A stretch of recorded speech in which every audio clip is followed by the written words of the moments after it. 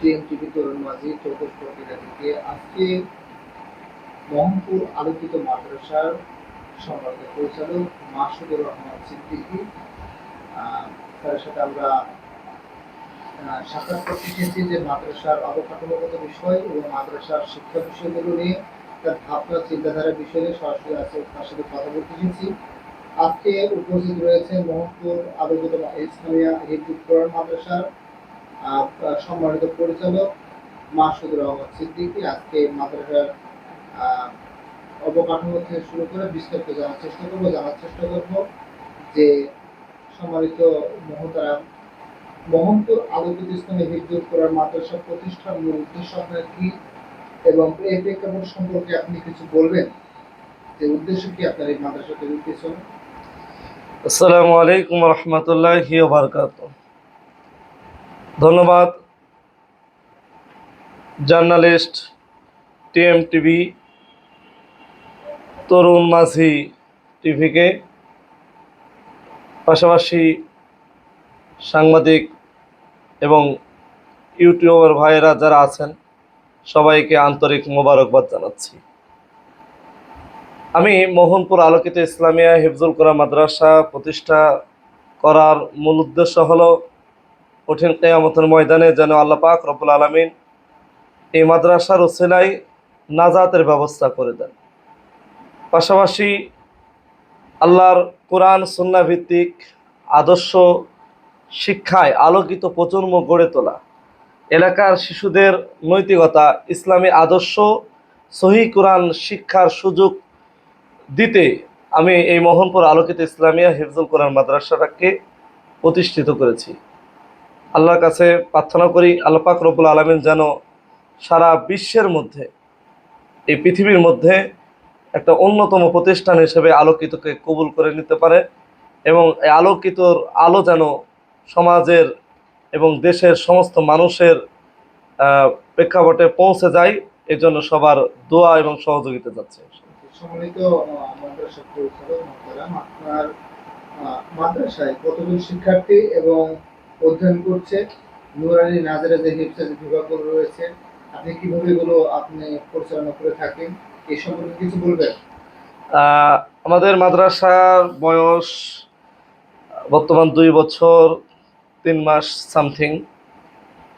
আমরা মাদ্রাসা শুরু করার পর আলহামদুলিল্লাহ অনেক মেহনত করে প্রতিষ্ঠানটা তৈরি করতেছি। 7 জন বাচ্চা দিয়ে প্রতিষ্ঠানটা শুরু করেছিলাম। তো আল্লাহর অশেষ মেহেরবানিতে এই 2 বছরের ব্যবধানে আমাদের 100+ বাচ্চা আবাসিক অনাবাসিক সেখানে পড়াশোনা করছে। নুরানি নাজারাই হিফজ আবাসিক অনাবাসিক ডে কেয়ার সবগুলোই আমাদের প্রতিষ্ঠানে আছে ইনশাল্লাহ। অনাবাসিক বাচ্চাদেরকে এক ক্যাটাগরিতে পড়ানো হয়, আবাসিক বাচ্চা যারা থাকে তাদেরকে এক ক্যাটাগরিতে পড়ানো হয়। তবে নুরানি নাজারা হিফজ তিনটাই আমাদের আছে।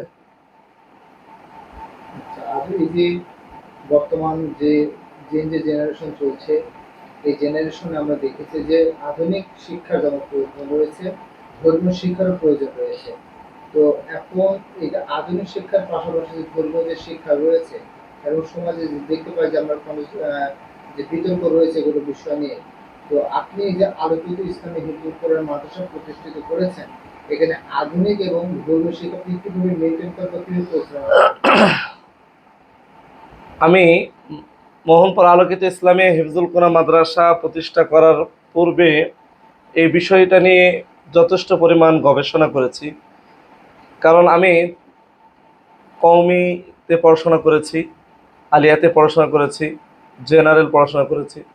আমি 3টার সমন্বয়ে এমন একটা প্রতিষ্ঠান তৈরি করতে চাই যে প্রতিষ্ঠানে পড়াশোনা করার পর যেমন কোরআন হাদিসের দিকে দক্ষ হবে, বাংলা পড়াশোনার জন্য তাকে অন্য প্রতিষ্ঠান খোঁজা লাগবে না। সেই আলোকেই আমি একটা সুন্দর ধারাবাহিকতায় প্রতিষ্ঠান শুরু করে গেছি। ইনশাল্লাহ প্রতিষ্ঠান শুরু করার পর এলাকার মানুষ এবং ছাত্রছাত্রী, অভিভাবক সবাই আমাদের এই কাঠামোতে সন্তুষ্ট। যেমনভাবে আরবি পড়তে পারবে, কোরআন পড়তে পারবে, হাদিস পড়তে পারবে, ঠিক জেনারেল শিক্ষায় শিক্ষিত হওয়ার জন্য বাংলা, ইংরেজি, অঙ্ক যেমন প্রয়োজন, আমাদের ধারাবাহিকতায় বাংলা, ইংরেজি, গণিত সমাজ বিজ্ঞান, কম্পিউটার, সাধারণ জ্ঞান, পাশাপাশি সব ধরনের শিক্ষায় প্র্যাকটিক্যাল শেখানোর জন্য আমরা চেষ্টা করছি। বাকিটা আল্লাহর ইচ্ছা। আমরা আমাদের মতো মেহনত করতেছি। আপনারা দোয়া করবেন আমাদের জন্য, যাতে করে আমরা মোহনপুরের মধ্যে একটা অন্যতম প্রতিষ্ঠান করতে পারি। আচ্ছা, আপনি বললেন যে আধুনিক শিক্ষা এবং ধর্মীয় শিক্ষা আপনি দুটো মিলিয়ে আপনি এখানে শিক্ষাদান করছেন। তো শিক্ষাদান যারা করে থাকে তারা হচ্ছে শিক্ষক মন্ডলী এবং তারা হচ্ছে পথ নির্দেশনা দিয়ে থাকেন। তো আপনি যে আলোকিত মাদ্রাসায় আধুনিক শিক্ষার সাথে সাথে ধর্মীয় শিক্ষার সমন্বয়ে যেভাবে আপনি পড়াশোনা নিশ্চিত করেছেন, তো সেই জায়গায় শিক্ষকদের যোগ্যতা এবং তাদের যে প্রশিক্ষণ ব্যবস্থা বিষয়ে কি আপনি কিছু বলবেন? তাদের যোগ্যতা ও প্রশিক্ষণ কি আপনি করেন? তো জি, জি, অবশ্যই। আমাদের শিক্ষকগুলো যখন আমরা আহ, নিই, তখন অবশ্যই তাদের সিভি মেনটেন করতে হয় অফিসে।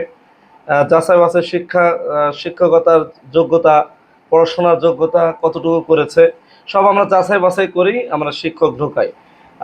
আমরা যথেষ্ট অভিজ্ঞ শিক্ষক দিয়েই আমাদের কার্যক্রম পাঠদান পরিচালনা করে থাকি। আমাদের শিক্ষক যথেষ্ট অভিজ্ঞ এবং বাস্তবমুখী, এবং এদের মাসিক আমরা একটা ট্রেনিংয়ের ব্যবস্থা করেছি মাদ্রাসার পক্ষ থেকে। মাসিক একটা ট্রেনিং তারা এই মাদ্রাসার পক্ষ থেকেই গ্রহণ করে থাকে। যথেষ্ট অভিজ্ঞ, এই ট্রেনিংয়ের মাধ্যমে আরও অভিজ্ঞতা অর্জন করতে পারতেছে। বাস্তবমুখী শিক্ষা দেওয়ার জন্য যা যা করা দরকার আমরা এইটার আলোকেই পথ চলা শুরু করেছি ইনশাল্লাহ।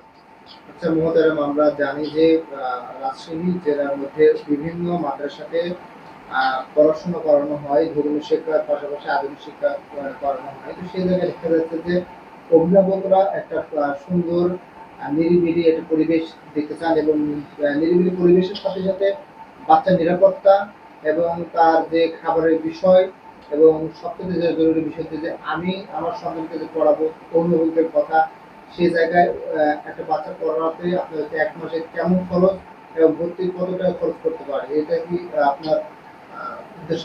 বলুন।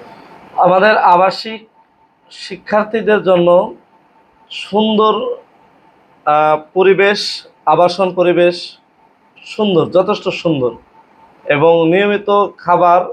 আমাদের খাবার নিয়ে আপনারা আমাদের অভিভাবকদেরকে জিজ্ঞাসা করতে পারেন, যারা উপস্থিত এখন আমাদের স্টুডেন্ট আছে তাদের মা বাবাকে প্রশ্ন করতে পারেন। সরাসরি যদি প্রশ্ন করেন, আমি আশা করি আহ, তারাও একই কথা বলবে আমার সাথে সুর মিলে, এবং আমাদের বাচ্চা যারা আছে তারাও একই কথা বলবে। আমাদের খাবারের মান এবং ফ্যাসিলিটি যথেষ্ট সুন্দর, এবং অনেক গুছিয়ে খাবার পরিবেশন করানো হয়, এবং শাক সবজিতে শুরু করে মাংস থেকে শুরু করে ফল এবং বিভিন্ন রকম আইটেম নাস্তাতে দেওয়া হয়, এবং আহ, বিভিন্ন রকম নাস্তা এবং খাবার আদার সব কিছু আমরা সিরিয়াল মেনটেন করে থাকি। এবং আবাসন ব্যবস্থাও যথেষ্ট সুন্দর। থাকার জায়গা, খাওয়ার জায়গা, খাওয়া থাকা, পড়াশোনা সবটাই আলাদা আলাদা পরিবেশে। আমাদের থাকার জায়গা এক জায়গায়, খাবার জায়গা আরেক জায়গায়, এবং পড়াশোনার জায়গা আরেক জায়গায়। এজন্য আশা করতেছি আহ, এই দিক দিয়ে আমরা যথেষ্ট এগিয়ে আছি ইনশাল্লাহ। একজন শিক্ষার্থীর জন্য এখানে পড়াশোনা যে আনুমানিক যে মাসিক এবং বাৎসরিক খরচ কত, আবাসিক এবং অনাবাসিক এই বিষয়ে কিছু বিস্তারিত বলবেন? আমাদের আবাসিক বাচ্চাদের খরচ মোটামুটি ৫২০০ টাকা আমাদের একটা বাচ্চার পিছনে খরচ করতে হয়। এটা কি বাৎসরিক? না, মাসিক। কিন্তু আমরা এই ৫২০০ টাকা নিয়ে যে বাচ্চা পড়াবে সেই রকম সক্ষমতা আমাদের এই মোহনপুরের আশপাশের অভিভাবকদের অধিকাংশরই নাই। তো সেই লক্ষ্যে আমরা চিন্তা করেছি যে এত টাকা নিয়ে যে বাচ্চা পড়াবে এরকম পরিস্থিতি তৈরি হয়নি বা হওয়ার মতো না। সে আলোকে আমরা পরামর্শ ভিত্তিক এলাকার মানুষদেরকে নিয়ে একত্রিত করে পরামর্শ অনুযায়ী আমরা একটা নির্ধারণ ফি করেছি ১৫০০ টাকা করে আবাসিক বাচ্চাদের জন্য, আর অনাবাসিক বাচ্চাদের জন্য আপনার ৫০০ টাকা করে। অনাবাসিক বাচ্চা যারা আসবে পড়বে চলে যাবে, আর আবাসিক বাচ্চা যারা এরা প্রতিষ্ঠানে থাকবে, প্রতিষ্ঠান থেকে ক্লাস করবে, জেনারেল ক্লাস করবে, আরবি ক্লাসগুলো করবে, কোরআন হাদিস ক্লাসগুলো করবে, এদের জন্য খাওয়া আছে। ৫২০০ টাকা খরচ হচ্ছে, কিন্তু এদের কমিয়ে আমরা ১৫০০ থেকে সর্বোচ্চ যারা একটু ভালো অভিভাবক হয়তো ২০০০ এই 1500-2000-এর মধ্যেই আমাদের বাচ্চাদের খরচ নিয়ে আমরা পড়াশোনা করাচ্ছি। আপনার প্রশ্ন হচ্ছে যে এই যে অভিভাবকের কথা বললেন যে সবচেয়ে অভিভাবকেরা তো আপনার এগুলো বাচ্চাদেরকে পরিচালনা করে থাকেন বাসা বাড়িতে, তো এই অভিভাবকরা আপনাদের কতটুকু পড়াশোনা করাচ্ছেন, কি বিষয় করাচ্ছেন, এগুলো ওনারা কি জানার চেষ্টা করে কিনা, এবং অভিভাবকদের সাথে পরিচালক হিসেবে আপনার নিয়মিত যোগাযোগ এবং তাদের ফিডব্যাক নেওয়া হয় কিনা? চমৎকার একটা প্রশ্ন। আমরা প্রতিষ্ঠান শুরু করার পর থেকে সবচেয়ে বড় শক্তি সেটা হলো আমাদের অভিভাবক। আমাদের অভিভাবকের মাধ্যমেই আমাদের প্রতিষ্ঠানটা অনেক গুছিয়ে গেছে, এবং আমাদের প্রতিষ্ঠানের প্রচার আমরা যতটুকু করি এর থেকে বেশি প্রচার করে অভিভাবকগুলো। এবং আমরা তাদের সাথে অনলাইন প্ল্যাটফর্ম, যেটা আমাদের একটা গ্রুপ আছে, হোয়াটসঅ্যাপ গ্রুপ অভিভাবকদের জন্য, শুধু অভিভাবক সরাসরি আমার সাথে কন্ট্যাক্ট করতে পারবে এরকম একটা গ্রুপ করেছি, যেখানে অভিভাবকরা তাদের পার্সোনালি তাদের মনের ভাব, সমস্যা, যে কোনো ত্রুটি আমার সাথে একাকিত্বভাবে আলোচনা করতে পারে, গ্রুপিং সিস্টেমে কথা বলতে পারে। পাশাপাশি আমরা প্রতি মাসে মা মিটিং একটা করে থাকি। প্রতি মাসে মায়েদের নিয়ে আমরা একটা সুন্দর গোছানো প্রোগ্রাম করি, যেখানে মায়েরা আসে, তাদের বাচ্চার ভালো মন্দ সব কিছু আমাদেরকে খুলে বলে, আমরাও তাদেরকে দিক নির্দেশনা দিয়ে থাকি।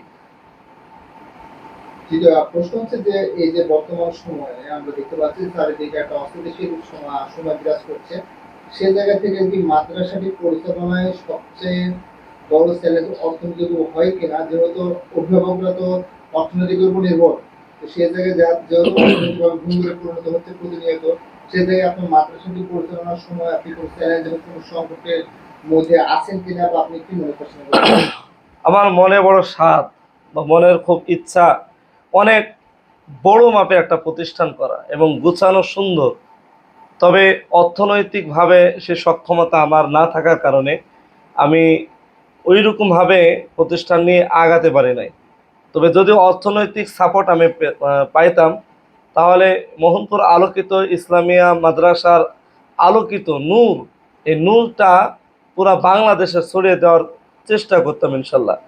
তবে আল্লাহ পাক রব্বুল আলামিনের কাছে সাহায্য প্রার্থনা করছি, আমরা ওই রকমভাবে সরকারি কোনো অনুদান পাইনি। হালকা যতটুকু না হলে নয়, হালকা সামথিং কিছু সহযোগিতা পেয়েছি।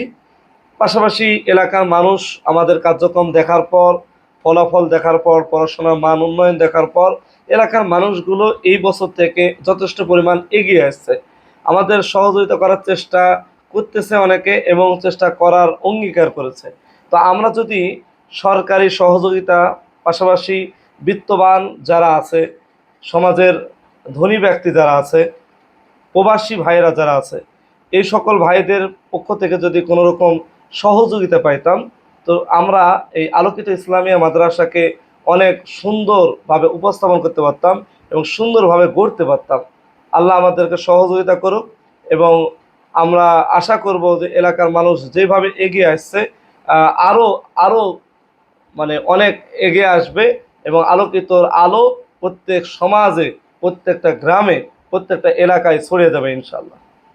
এর সাথে আপনি সংশ্লিষ্ট করে একটা কথা আমাদেরকে বলেন যে এই যে আপনি সহযোগিতার কথা বললেন, তো এই যে মহন্ত আলোকিত যে ইসলামিয়া হিফজুল কোরআন মাদ্রাসা থেকে আপনি যে নতুন পরিচালক হিসেবে দায়িত্ব পালন করছেন, তো সে জায়গা থেকে আপনি সরকারি অথবা বেসরকারি সংস্থা থেকে কি কি ধরনের সহায়তা নিতে চান এবং কোনো সহায়তা পাচ্ছেন কিনা, এই বিষয়ে কিছু বলেন। আমরা সরকারি ওই রকম, আমি তো আগেই বলেছি, সরকারি ওই রকম কোনো সহযোগিতা পাই নাই। হ্যাঁ, একমাত্র কিছু কম্বল পেয়েছিলাম, এতটুকুই সরকারি অনুদান আমাদের প্রতিষ্ঠানে পৌঁছেছে। এ ব্যতীত আমাদের কাছে কিছুই পৌঁছায় নাই। তবে এলাকার মানুষগুলো অর্থনৈতিকভাবে যথেষ্ট এগিয়ে আসছে। তোমরা আমরা আশা করছি, আমাদের প্রতিষ্ঠানটা নিজস্ব বিল্ডিং নাই, নিজস্ব জায়গাও নাই। তবে যদি নিজস্ব জায়গা, নিজস্ব বিল্ডিং আমরা করতে পারতাম, তাহলে আমাদের খরচের পরিমাণটা কমে আসতো। আমরা প্রতিষ্ঠানটাকে আরও আধুনিক করার জন্য যা যা দরকার সব কিছু ক্রয় করতে পারতাম। এটার আলোকে আমরা প্রতিষ্ঠানটাকে আরও আধুনিক করতে পারতাম। এজন্য আমাদের গুরুত্বপূর্ণ যে বিষয় এখন সামনে আসছে, সেটা হলো প্রতিষ্ঠানের জন্য নিজস্ব জায়গা এবং প্রতিষ্ঠানের জন্য নিজস্ব বিল্ডিং। আচ্ছা, আপনার প্রশ্ন হচ্ছে যে এই যে বর্তমানে যে মাদ্রাসা যে আধুনিকায়ন যে পড়াশোনার সাথে সাথে আমরা একটা বিষয় লক্ষ্য করেছি যে প্রযুক্তির ব্যবহার। এই যে প্রযুক্তির ব্যবহার খুব গুরুত্বপূর্ণ একটা বিষয়। এখানে কি প্রযুক্তিগতভাবে ডিজিটাল ক্লাসের ব্যবস্থা আছে কিনা, এবং যে ভিজুয়ালি যে অডিও এবং ভিজুয়াল যে পদ্ধতি রয়েছে, যে আমি আমার ছাত্রছাত্রীদেরকে আমি প্রযুক্তির মাধ্যমে পড়াশোনা করতে পারছি কিনা, এই একটা বিষয় নিয়ে মাদ্রাসার একটা আদর্শ এবং উন্নত প্রতিষ্ঠান হিসেবে গড়ে তুলতে আপনার কি দীর্ঘমেয়াদী কোনো পরিকল্পনা রয়েছে কিনা? আধুনিক প্রযুক্তি ওই রকমভাবে আমরা করতে পারি নাই, তবে সাউন্ড সিস্টেম, মাইক এগুলার ব্যবহার এবং বক্স এগুলো ব্যবহার হয়ে থাকে। তবে ডিজিটাল পদ্ধতিতে যেরকমভাবে পরিচালনা করা দরকার, অর্থনৈতিক সমস্যার কারণে আমরা ওই রকমভাবে আগাতে পারি নাই। তবে আমার সামনে পরিকল্পনা আছে, আস্তে আস্তে ইনশাল্লাহ আমরা চেষ্টা করছি ডিজিটাল প্ল্যাটফর্ম যেন তৈরি করতে পারি। ডিজিটাল মাধ্যমে কম্পিউটার প্রশিক্ষণ থেকে শুরু করে আদার্স বিষয় এমনভাবে গড়ে তোলা, বাচ্চারা যাতে আধুনিক শিক্ষা সমন্বয়, বাস্তবমুখী শিক্ষা সবগুলো যেন অর্জন করতে পারে, সেই লক্ষ্যে আমি চেষ্টা করতেছি। বাকিটা আল্লাহর ইচ্ছা। দীর্ঘমেয়াদী প্ল্যান বলতে আমার লক্ষ্য উদ্দেশ্য পুরা রাজশাহীর মধ্যে যাতে এক নাম্বার একটা প্রতিষ্ঠান হয়, সেই আলোকে আমরা কাজ করে যাচ্ছি, কাজ করে যাব ইনশাল্লাহ। পাশাপাশি আপনারা হয়তোবা অনেকেই জানেন, আহ, হুফাজুল কোরআন ফাউন্ডেশন মাদ্রাসা জগতে যথেষ্ট কার্যকারিতা। আমাদের এই মাদ্রাসায় বিশ্বজয়ী হাফেজরা উঠা বসা করছে আলহামদুলিল্লাহ। কিছুদিন পূর্বে আমাদের মাদ্রাসার পেজে দেওয়াও আছে, বিশ্বজয়ী হাফেজ তরিকুল ইসলাম, আন্তর্জাতিক কারি হাফেজ বেলাল মাদানী আমাদের মাদ্রাসা পদার্পণ করে গেছেন। পাশাপাশি ইসলামিক আলোচক যারা, তারাও আমাদের প্রতিষ্ঠানে উঠা বসা করছেন এবং এটা নিয়ে যথেষ্ট গবেষণা করছেন এবং গবেষণা ভিত্তিক পরামর্শও আমাদেরকে দিচ্ছেন। তবে আমাদের চিন্তা ভাবনা আছে যে সামনে প্রতিষ্ঠানটাকে আলোকিত নূর দিয়ে সাজাতে গিয়ে যা যা করা দরকার আমরা সমস্ত পদক্ষেপ নেব এবং এলাকার মানুষদেরকে নিরক্ষর মুক্ত করব, এবং যাতে করে অভাব অনটনের কারণে অনেক বাচ্চারা ভালো প্রতিষ্ঠানে পড়াশোনা করতে পারে না। আমরা চেষ্টা করব যদি আহ, এলাকার মানুষের পূর্ণাঙ্গ সাপোর্ট পায়, প্রবাসী ভাইদের পূর্ণাঙ্গ সাপোর্ট পায় এবং বিত্তবানদের পূর্ণাঙ্গ সাপোর্ট পায়, তাহলে এলাকার যারা ঝরে পড়া বাচ্চাগুলো এদেরকে নিয়ে আমরা বেশি কাজ করার চেষ্টা করব এবং কাজ করতে পারবো ইনশাল্লাহ। সর্বশেষ প্রশ্নটি হচ্ছে যে সমাজে মাদ্রাসা শিক্ষাকে ঘিরে অধিকাংশ লোকের, যে যারা আধুনিক পড়াশোনা করাতে চান বাচ্চাদেরকে, তাদের একটা ভুল ধারণা রয়েছে। এই ভুল ধারণা দূর করতে আপনার কি কোনো ভূমিকা বা আপনার কোনো পরিকল্পনা রয়েছে কিনা, এবং এর সাথে আরেকটা বিষয় হচ্ছে অভিভাবক এবং শিক্ষার্থীদের উদ্দেশ্যে আপনার বিশেষ বার্তা কি? আজ থেকে 5 বছর আগেও আমরা দেখেছি ইসলামিক শিক্ষার মতো শিক্ষা পুরা পৃথিবীতে আর কোনো শিক্ষা হতে পারে না, যে শিক্ষা দুনিয়া এবং আখেরাতের কল্যাণ বয়ে আনে। এই শিক্ষাটাকে আমরা জানতাম যে এইটা শুধুমাত্র অসহায় দরিদ্র যারা তারাই পড়ে থাকে। আমি এই বিষয়টাকে ভাঙতে চাই। আমি চাই এই পড়াটা যেমন দুনিয়াতেও গড়া সম্ভব, একজন ব্যক্তি মাদ্রাসাতে পড়াশোনা করার পর সে যেমন ইঞ্জিনিয়ার, ডাক্তার, উকিল থেকে শুরু করে জজ থেকে শুরু করে বড় একটা প্ল্যাটফর্মে দাঁড় হওয়ানো সম্ভব, ঠিক এই অনুযায়ী আমল যদি কোনো ব্যক্তি করে তো আখেরাতের সর্বোচ্চ শিখরে জান্নাতে যাওয়া সম্ভব। সেই আলোকে আমরা কাজ করতেছি। দুনিয়ায় বাস্তবমুখী শিক্ষা পাশাপাশি আখেরাতের কল্যাণময় আখেরাত অর্জন করার লক্ষ্যে জান্নাতের আশায় জাহান্নামের ভয়ে যা যা শিক্ষা দরকার আমরা নিজেরা শিক্ষা দেওয়ার চেষ্টা করতেছি। বাকিটা আল্লাহর ইচ্ছা। তবে আমরা চেষ্টা করছি, আপনারা দোয়া করবেন। পাশাপাশি আহ, অভিভাবকদেরকে বলবো, আপনারা যে এরকমভাবে আমাদের পাশে ছিলেন, পাশে আছেন, ভবিষ্যতে পাশে থাকবেন। বাচ্চা হয়তো বা পড়াশোনা শেষ করে যাবে, কিন্তু আমরা চাই আমাদের এই আলোকিত ইসলামিয়া হিফজুল কোরআন মাদ্রাসার পক্ষ থেকে আমি আপনাদের বলতে চাই যে যতদিন আপনি বেঁচে থাকবেন, যতদিন আলোকিত ইসলামিয়া হিফজুল কোরআন মাদ্রাসা বেঁচে থাকবে, ততদিন পর্যন্ত আপনারা সাপোর্ট দিয়ে আসছিলেন, সাপোর্ট দিতে থাকবেন, সহযোগিতা করবেন, পাশে থাকবেন এবং সুপরামর্শগুলো দিবেন, যাতে করে আমরা এই আলোকিত ইসলামিয়া হিফজুল কোরআন মাদ্রাসাকে অনেক সুন্দরভাবে এগিয়ে নিয়ে যেতে পারি। পাশাপাশি ছাত্রছাত্রী যারা আছে তাদেরকে বলবো, তোমরা যেরকমভাবে পড়াশোনা করার পর বিভিন্ন জায়গায় পুরস্কার পাচ্ছ, বিভিন্ন জায়গায় পুরস্কার নিয়ে আলোকিতকে সম্মান বোধ করতেছো, ঠিক আমি আরও আশা করি তোমরা সব জায়গায় গিয়ে আলোকিতর আলো ছড়িয়ে দাও এবং আলোকিত মাদ্রাসাকে পুরা পৃথিবীর মধ্যে এক নাম্বার নিয়ে আসতে যেরকম মেহনত করা দরকার সেরকম মেহনত তোমরা আরও বৃদ্ধি করতে থাকো। তোমাদের জন্য আমার শুভকামনা এবং ভালোবাসা ও আন্তরিকতা রইল।